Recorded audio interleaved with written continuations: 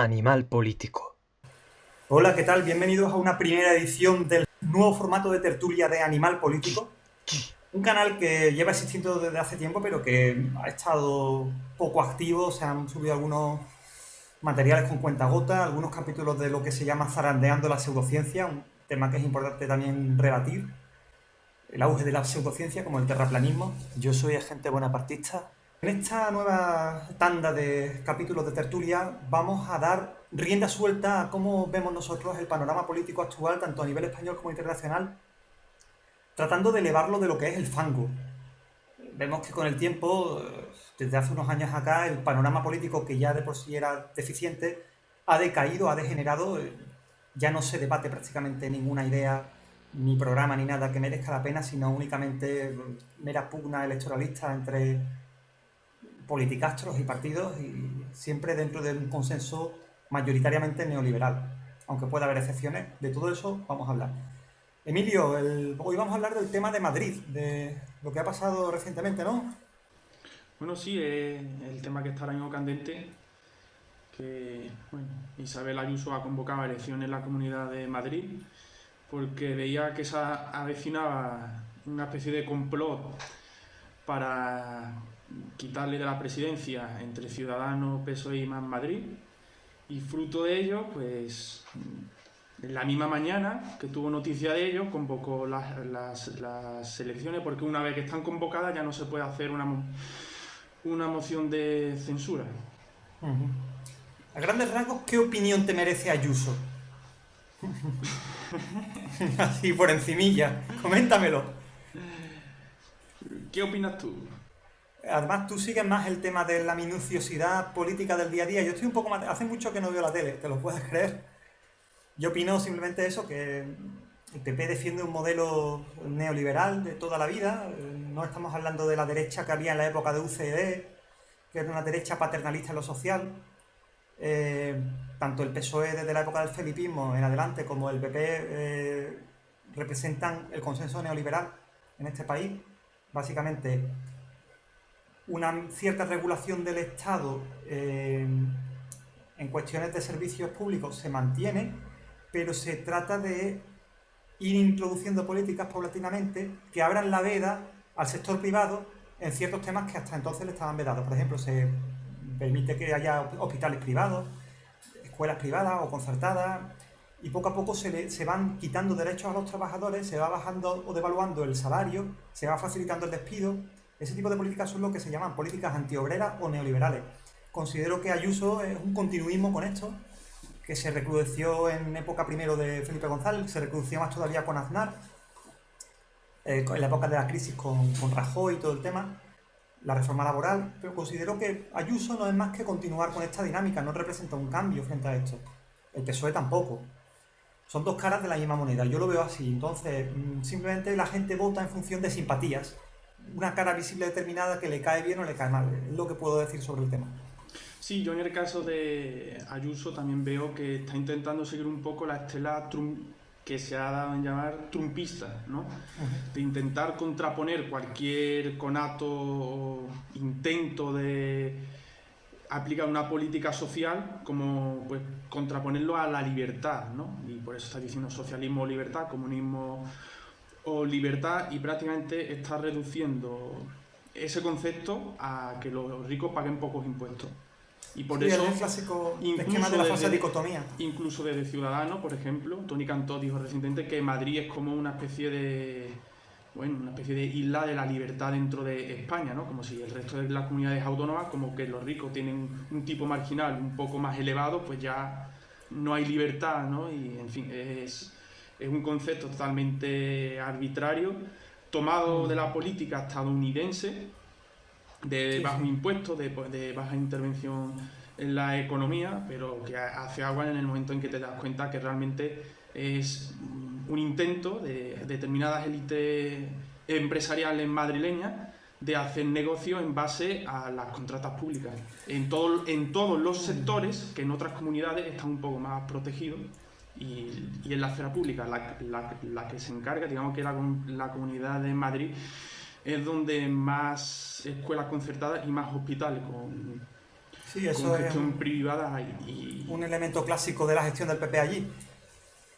Sin embargo, yo veo aquí dos cuestiones. Por una parte, veo que siempre se ha tendido a favorecer en el tema impositivo a Cataluña y País Vasco por el tema de favorecer a la industria allí y por cierto conchaveo con los partidos catalanistas para ganar su apoyo a la hora de formar gobierno.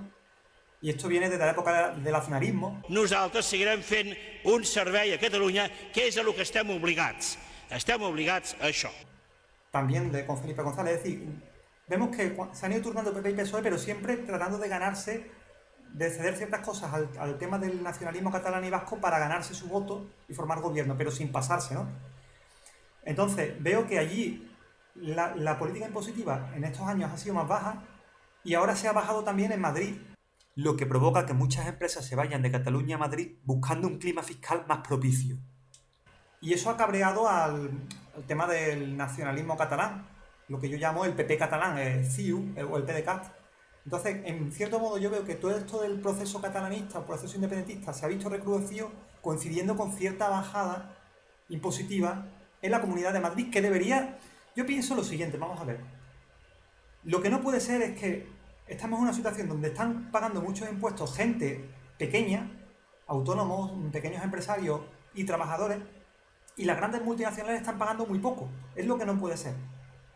Entonces, cuando la derecha habla de bajar impuestos, habla de bajárselo sobre todo a las grandes fortunas y grandes capitales, y parece que la dicotomía es: o se le sube impuestos a todo el mundo o se le baja a todo el mundo. Y yo digo que no, que hay que subirle a los grandes capitales proporcionalmente a lo que ingresan y mantenérselos bajos o bajárselo más a los pequeños, buscando un equilibrio.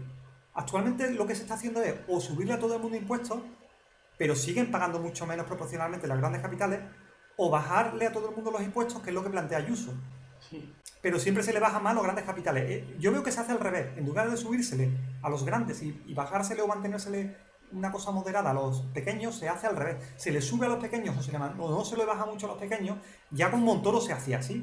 Con Montoro se recrudeció la política fiscal, pero siempre afectando más a los de abajo. Entonces yo veo un doble rasero, Emilio. Sí, y esto se está dando sobre todo en la Comunidad de Madrid. Y es curioso que para evitar que haya una especie de paraíso fiscal dentro de España que rivaliza para atraer a las rentas altas que en principio están cotizando en otras comunidades autónomas, sobre todo por el tramo en los tramos más altos del IRPF.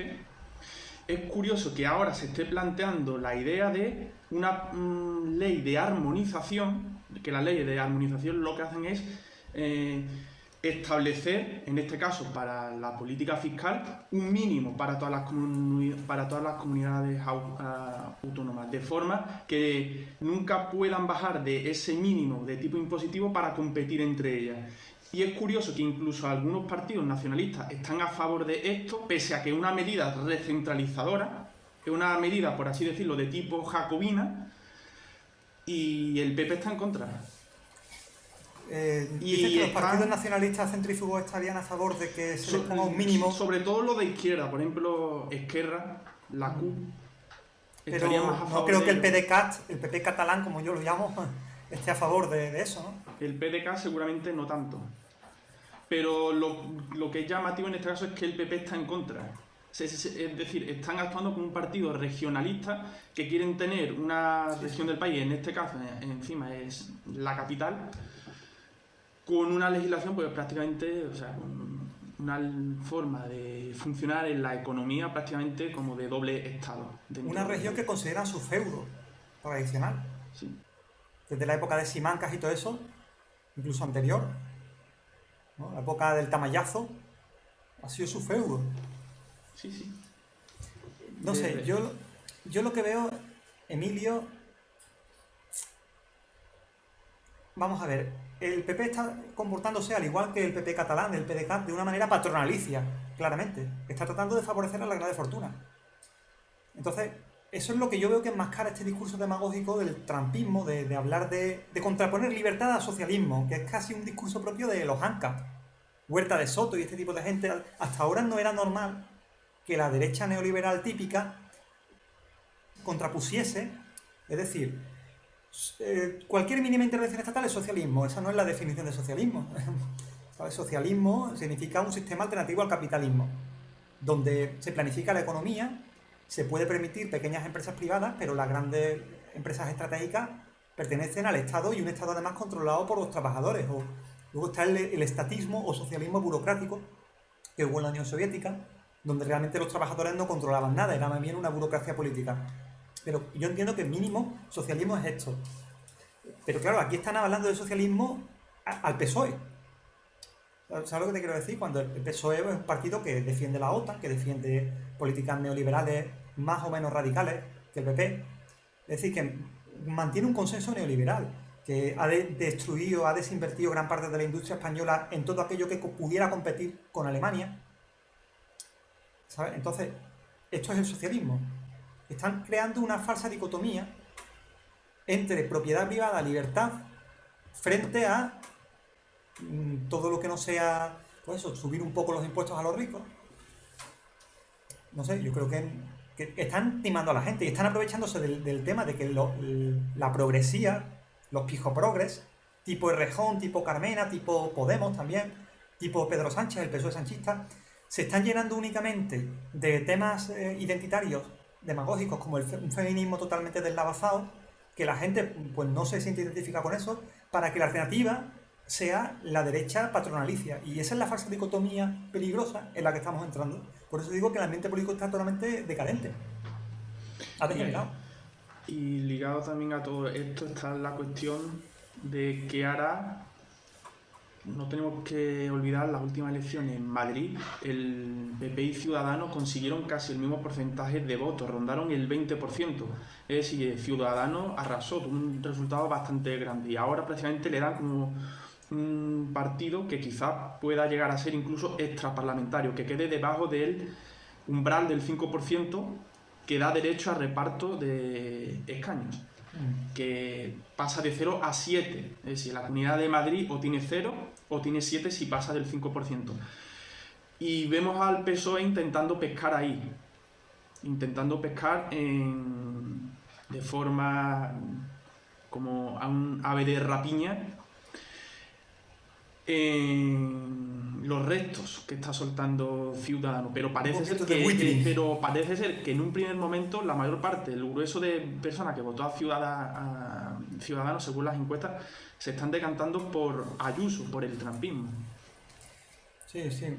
Un poquito de buitring que está ejerciendo. Parece que como que Ciudadanos se acerca peligrosamente a convertirse en una especie de izquierda unida de la derecha, ¿no? Yo creo que ni eso, creo que está llamado a desaparecer. Que no tiene sentido. Yo creo que Ciudadanos en las próximas elecciones generales van a intentar ir junto con el PP para quedar por delante del PSOE, que así sería más factible, y privilegiarse del reparto de escaños. Ten en cuenta que Ciudadanos con un 7% ha tenido 10 escaños, cuando si ese 7% va a la lista del PP, pues a lo mejor en vez de 10 obtiene 20 o 25 o 30, ¿no? Es decir, es una forma de perder escaños bastante importante. ¿A qué crees que se debe esta drástica bajada repentina de Ciudadanos, que era un partido que estaba potente y amenazando con incluso... Porque está claro que Ciudadanos cumplió su función al principio, que era evitar que Podemos subiese. Es decir, que el discurso del descontento en España, el único partido de derecha hasta el 2014 era el PP. Y si el PP estaba hasta arriba de corrupción, con el votante muy desmotivado y muy desilusionado y cabreado incluso, sus propios votantes, la derecha, el votante conservador, necesitaba un partido al que votar, y la única opción que tenía era o los nuevos partidos que eran de izquierda como Podemos o la abstención. Y las encuestas daban que podía haber un gobierno del PSOE con Podemos liderando incluso el PSOE. Y entonces pues tuvieron que financiar una alternativa que de alguna forma reforzase el bipartidismo y, bueno, la monarquía y digamos la política, el consenso neoliberal del PSOE y del PP, propio del bipartidismo. Hablamos de Podemos en un momento en que todavía hablaba de cosas como la casta, Exactamente. en que planteaba realmente elementos programáticos antineoliberales, que eso hoy día supone una revolución, porque hay un consenso neoliberal pasmoso. Sí, pero ¿Pero no, qué hay? no nos olvidemos del hilo que estamos siguiendo, de que Ciudadanos ya no sirve. O sea, Para Ciudadanos ese ahora objetivo. mismo es un estorbo, porque ese 6, 7 u 8% de Ciudadanos en unas elecciones generales, como tercer partido, lo que hace es restar a Casado la posibilidad de ganar unas elecciones y de obtener un número de diputados mucho mayor que si ese voto conservador va separado. Entonces, ese es el motivo de que esté bajando tanto, porque lo que permitió que Ciudadanos subiese de esa forma fue el apoyo mediático que tuvo y se le ha retirado totalmente. Eso nos lleva ahora a este movimiento que ha hecho Pablo Iglesias, Podemos, en una situación en que se ha convertido en una sombra, a mi juicio, de lo que fue. Ya no habla de la casta, solamente ni habla de cuestiones de clase, solamente habla de cuestiones identitarias totalmente sectoriales, del feminismo, del LGTBismo, de temas muy marginales, además exagerándolos, hipertrofiándolos como si fueran el alfa y el omega, en un momento donde Podemos estar muy desprestigiado, donde se ha convertido en una especie de monigote del PSOE, una especie de muletilla del PSOE para gobernar, viendo que pierden votos y que van bajando y que puede que desaparezcan o queden muy mermados en las próximas elecciones. Pablo Iglesias, a la desesperada, ha intentado pasarse a la Comunidad de Madrid, lo que además puede dividir el voto con Errejón. ¿Tú qué opinas de este movimiento que ha hecho Pablo Iglesias como para tratar de salvar la cara a la desesperada? No sé, yo lo veo al menos así. Sí, ¿Cómo lo ves tú? En ese sentido comparto la opinión que él mismo expresa, es decir, su liderazgo ya estaba muy quemado, su popularidad también en cuanto como líder nacional, y había una sensación de que el partido necesitaba pues un revulsivo, ¿no? Un nuevo liderazgo, y él parece que lo ha encontrado en la figura de la ministra de Trabajo de Yolanda Díaz, ¿no? Que es del espacio de Izquierda Unida y del Partido Comunista. Y entonces, en ese sentido, creo que es una forma un poco de dejar la política poco a poco. Creo que es una forma de dejar la política poco a poco.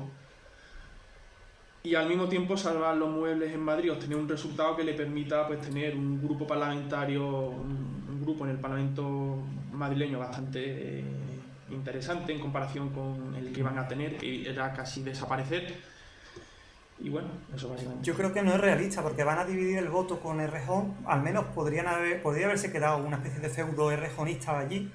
Van a dividir los votos y al final lo que está tratando de hacer es sobrevivir políticamente. Yo pienso que no es para quitarse de la política, lo que está tratando de hacer es sobrevivir políticamente, haciendo una transfusión, ¿no?, a Madrid, a la Comunidad de Madrid, tratando de como buscarse o asegurarse una especie de chiringuito allí. Y yo pienso que se le ha ido la cabeza, que lo que está haciendo allí no mejora las cosas de Podemos, sino lo que hace es todavía complicarlas más. Aparte de que es un partido demasiado fuertemente basado en el liderazgo, en el líder.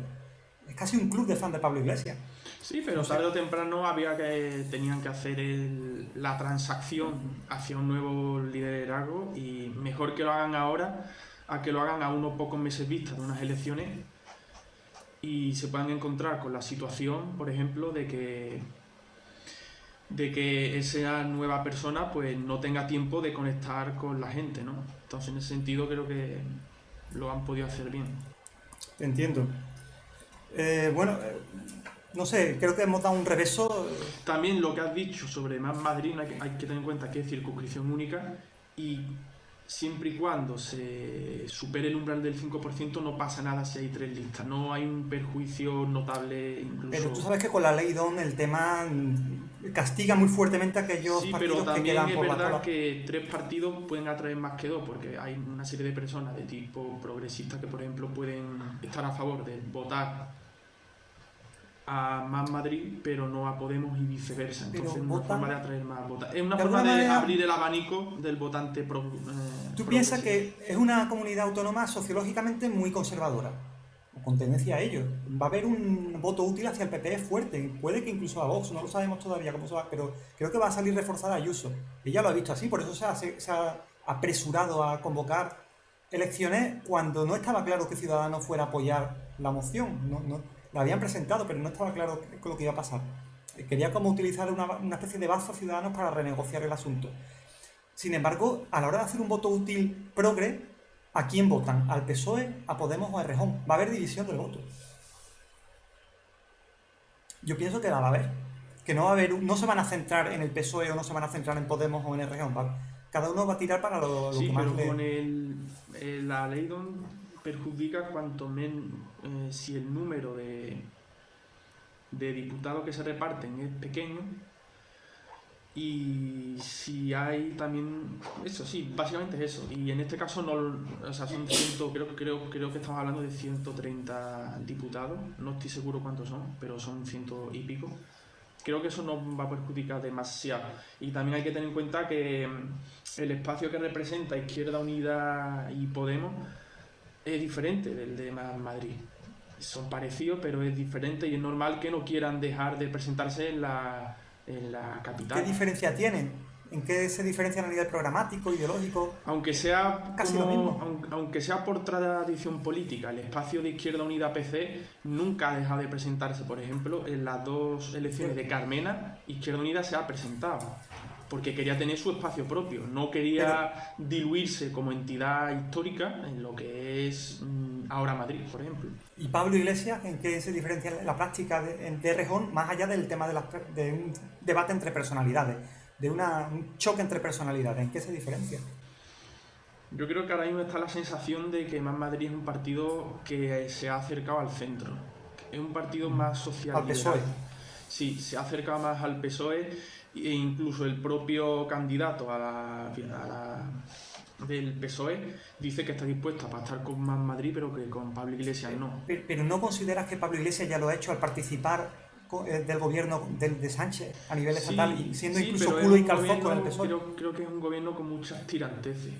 Creo que es un pero, gobierno que está continuamente en disputa y en tensión. Pero han rebajado su programa. Podemos ha perdido el programa anticasta, ha perdido el programa de clase combativo que tenía. Sí, eso es cierto. Han perdido parte de esa frescura y de eso, pues fruto también de la correlación de fuerza en el Parlamento, ¿no? Son 35 diputados y podrían haberse mantenido en la oposición, siendo críticos con el PSOE. Era una opción perfectamente válida, sí.